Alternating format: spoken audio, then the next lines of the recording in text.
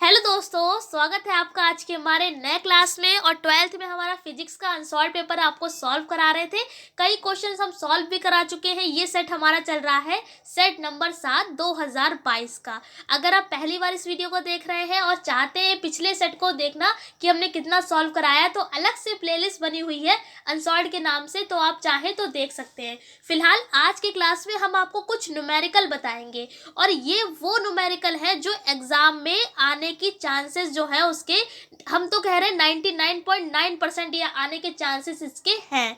क्यों कह रहे हैं? क्योंकि देखिए, इस टाइप के जो न्यूमेरिकल होते हैं, आप किसी भी सन का जो सेट उठाकर देख लीजिए। अनसॉल्व पेपर तो होगा आपके पास, नहीं है तो कोई बात नहीं, मॉडल पेपर है। मॉडल पेपर के पीछे जो छपे होते हैं पेपर, उसमें देख लीजिए। उसमें इस टाइप के क्वेश्चन आपको ज़रूर मिल जाएंगे, 100% मिलेंगे, क्योंकि इस टाइप के क्वेश्चन आते ही आते हैं एग्ज़ाम में। तो बार बार फिर से आपसे ये बात कह रहे हैं कि अगर आप एग्ज़ाम देने जा रहे हैं तो इस टाइप के क्वेश्चन कृपया करके छोड़ के ना जाएं। मतलब कि आप या तो आपके दिमाग में एक ये भी बात आ रही होगी कि ये क्वेश्चन तो इतना बड़ा है, तो सॉल्यूशन पता नहीं क्या हम करेंगे। तो ये भी मत सोचिए, ये क्वेश्चन तो ज़रूर बड़ा है, लेकिन इस टाइप के क्वेश्चन बहुत आसान होते हैं। बस आपको क्या है, फॉर्मूला पता होना चाहिए। फॉर्मूला जो है वो आपको याद होना चाहिए। याद होगा तो आपके लिए बहुत सरल है। लेकिन और हाँ, ये भी बता दे रहे, ये क्वेश्चन जो है लॉग में भी आता है, तो इसीलिए इस टाइप के क्वेश्चन ना छोड़ें। फिलहाल ज़्यादा समय आपका नहीं लेंगे, यहाँ पर समझा देते हैं क्वेश्चन। सबसे पहले लिखा हुआ है कि एक समतल विद्युत चुंबकीय तरंग में ध्वनि चुंबकीय क्षेत्र में ध्वनि चुंबकीय क्षेत्र निम्न में दिया गया है। यानी कि आपको चुंबकीय क्षेत्र की पूरी वैल्यू दे दी गई है।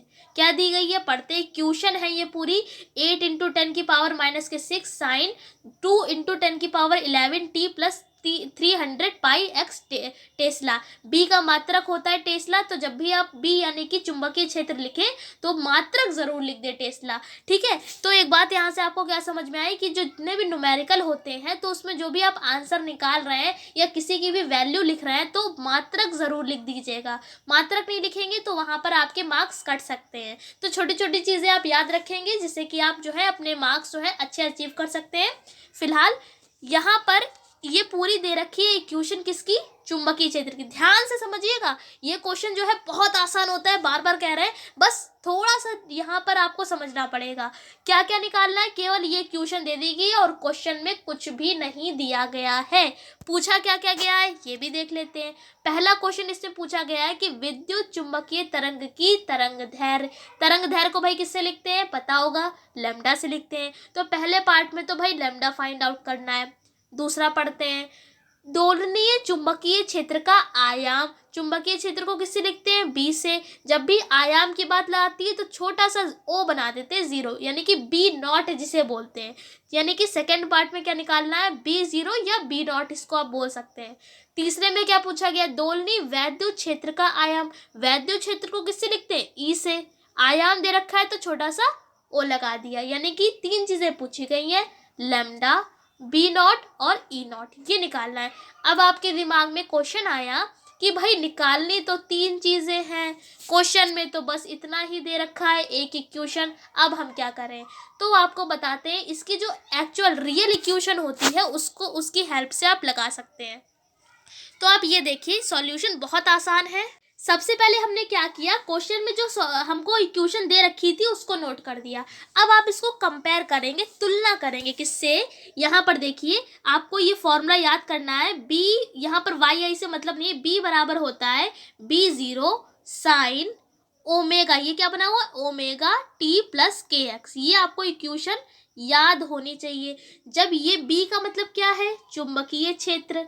अगर मान लिया ई की बात है तो ई के लिए भाई ये फॉर्मूला हो जाता है इक्वेशन ई बराबर E0, बाकी ये सारा सेम रहता है। बस अगर चुंबकीय क्षेत्र की बात आई है तो बी लिख दीजिए, यहाँ पर भी बी हो जाएगा। अगर बात आई है वैद्युत क्षेत्र की यानी इलेक्ट्रिक फील्ड की, तो भी यहाँ पर ई लिख दीजिए, यहाँ पर बी हो जाएगा। बस इतना सा डिफरेंस होता है।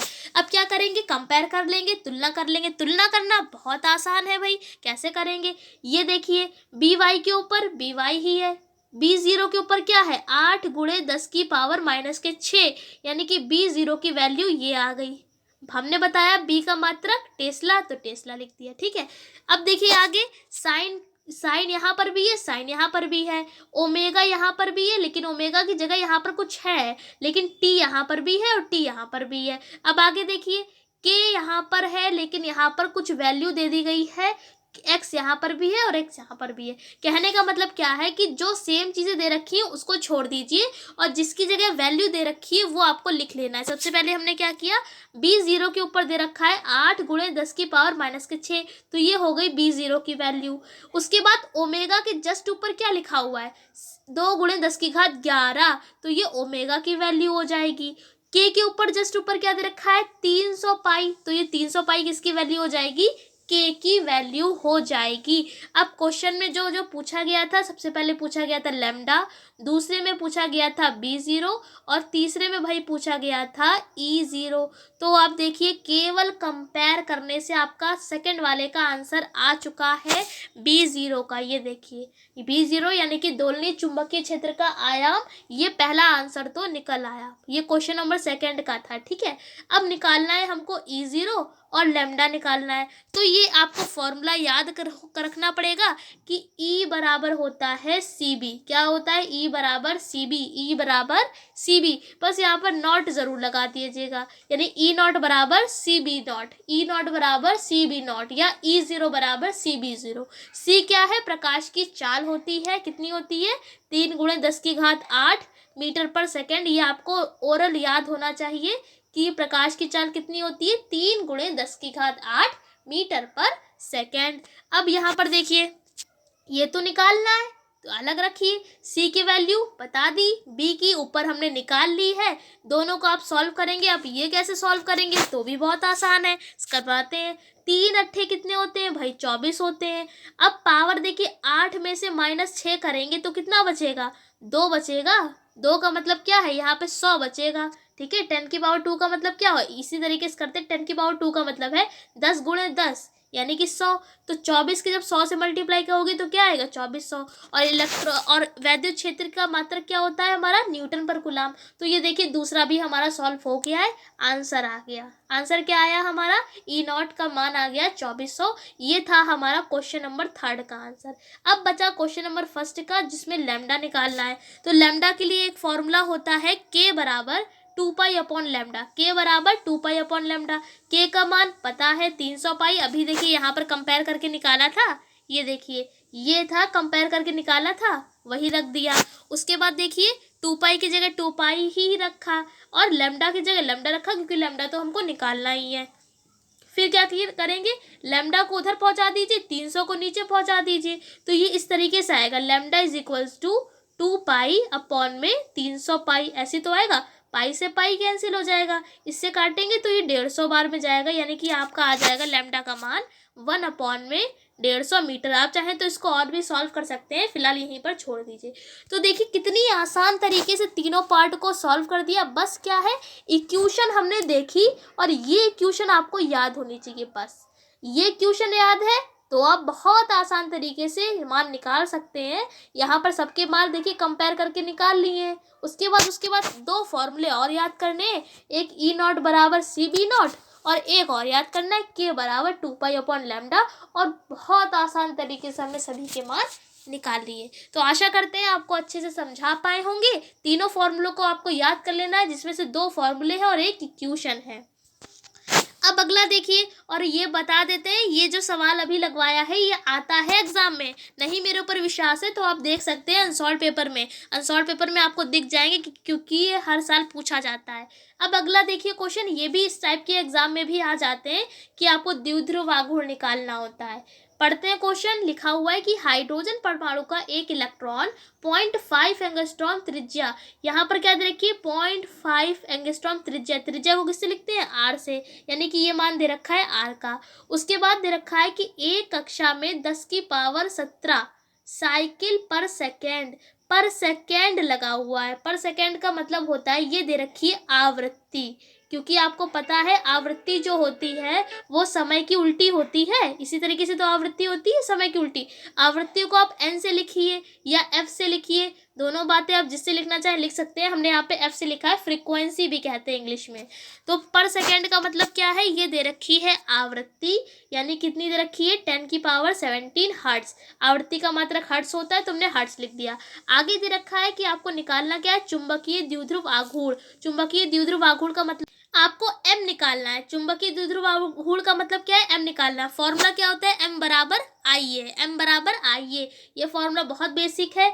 अब यहाँ पर एक फॉर्मूला और लगेगा, आपने पढ़ा होगा, आई बराबर होता है क्यू अपॉन में टी। आई बराबर क्या होता है, क्यू अपॉन में टी। यहाँ पर बात क्या हो रही है, इलेक्ट्रॉन की, तो क्यू यहाँ पर क्या है, आवेश है। बात हो रही है क्वेश्चन में किसकी, इलेक्ट्रॉन की। तो यहाँ पर क्यू को हम हटा के क्या लिख देंगे, ई अपॉन में टी। ठीक है, ई का मतलब क्या है, ये इलेक्ट्रॉन के आवेश की बात करी गई है। तो आई की जगह देखिए हटाकर क्या रख दिया, ई अपॉन में टी। अब यहाँ पर देखिए ए क्या है, ए यहाँ पर है भाई क्षेत्रफल। ए क्या है, क्षेत्रफल है। ए फॉर एरिया, एरिया का मतलब है क्षेत्रफल। ये फॉर्मूला होता है पाई आर स्क्वायर। क्वेश्चन में देखिए क्या दे रखा है कि एक इलेक्ट्रॉन है, हाइड्रोजन परमाणु, देखिए इस तरीके से होगा हाइड्रोजन परमाणु। इसके इलेक्ट्रॉन जो है, इसकी त्रिज्या है कुछ। अब ये क्या करेगा, जाहिर सी बात है यहाँ पर ये राउंड करेगा। तो जब भी ये क्या बनना है, वृत्त बनना है ना, सर्कल है, तो सर्कल का जो क्षेत्रफल होता है वो होता है पाई आर स्क्वायर। तो इसीलिए क्षेत्रफल ए की जगह पर हमने रखा है पाई आर स्क्वायर। आई बराबर होता है क्यू अपॉन में टी। क्यू का हटा के ई रख दिया, क्योंकि ये इलेक्ट्रॉन की बात हो रही है। तो ये फॉर्मूला बन गया है हमारा, आई को हटा के ई अपॉन में टी रखा है, ए को हटा के पाई आर स्क्वायर रखा है।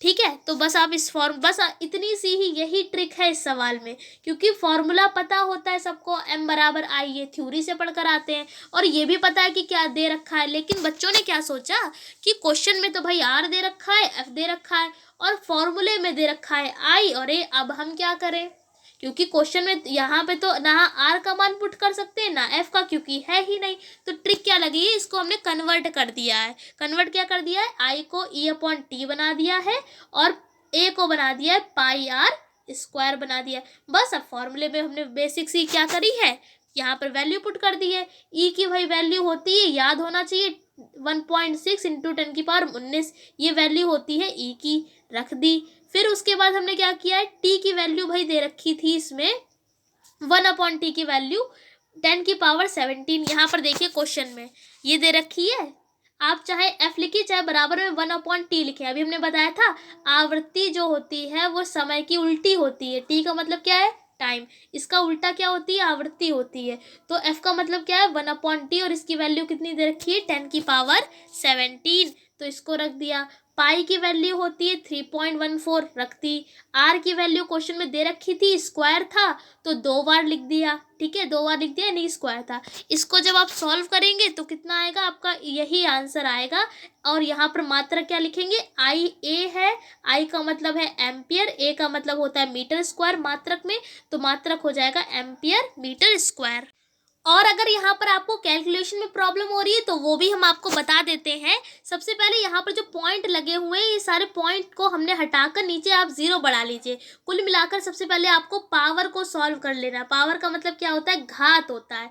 ये घात दे रखी है, ये दे रखी है, ये दे रखी है। सबसे पहले इन सारी घातों को सॉल्व कर लीजिए। पॉइंट हटाएंगे तो कुछ घात और कम हो जाएगी। ठीक है, तो सारी घातों को जब आप सॉल्व करेंगे तो 10⁻−25 ही बचेगी।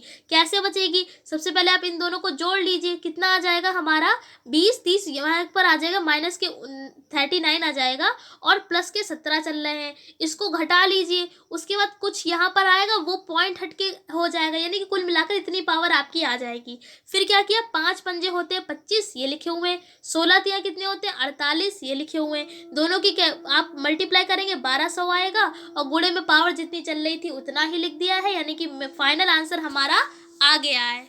तो आई होप आपको पूरे सवाल अच्छे से समझ में आ गए होंगे। अब देखिए क्वेश्चन में कुछ नहीं था। क्वेश्चन में देखिए एग्जाम में ऐसे ही क्वेश्चन आते हैं, ट्रिकी क्वेश्चन। क्वेश्चन में बच्चे ने देखा सब कुछ दे रखा है, डायरेक्ट फॉर्मूले पे है, फॉर्मूले लगाया, एम बराबर आई है। अब बच्चा फंस गया, कि क्वेश्चन में जो दे रखा था, फॉर्मूले में जो दे रखा है वो तो मैच ही नहीं कर रहा है। ट्रिक बस इतनी लगेगी कि इसको कन्वर्ट कर दिया जाएगा, बस इतनी सी ट्रिक है। ये क्वेश्चन भी काफ़ी इंपॉर्टेंट है क्योंकि ये बात कई बार भी पूछा गया है। और बात करें अगर इस क्वेश्चन की, तो इसकी तो बात ही मत करिए क्योंकि ये क्वेश्चन हर साल एग्जाम में आता है, हर साल एग्जाम में आता है ये क्वेश्चन। आप चाहें तो सेट उठाकर देख लीजिए, इसलिए बार बार कह रहे हैं इस टाइप की क्वेश्चन बिल्कुल भी मत छोड़िएगा। और साथ में आता तो है, लॉन्ग में भी आता है, यानी 5 नंबर की जुगाड़ भी है। 5 नंबर की जुगाड़ के साथ, और ऐसा भी नहीं है बहुत ज़्यादा हवा है, बहुत आसान है। बेसिक पूरा जो है डायरेक्ट फॉर्मूले पे लगने वाले ये सवाल है। आपको अच्छे से समझ लेना है, फॉर्मूला याद कर लेना है। तो आशा करते हैं पूरा आपको क्लास अच्छे से समझा पाए होंगे। फिर भी कोई डाउट है तो आप नीचे कमेंट कर सकते हैं। इस क्लास में इतने रखते हैं, अगले क्लास में मिलेंगे अगले नए टॉपिक के संग। तब तक के लिए जय हिंद, जय भारत।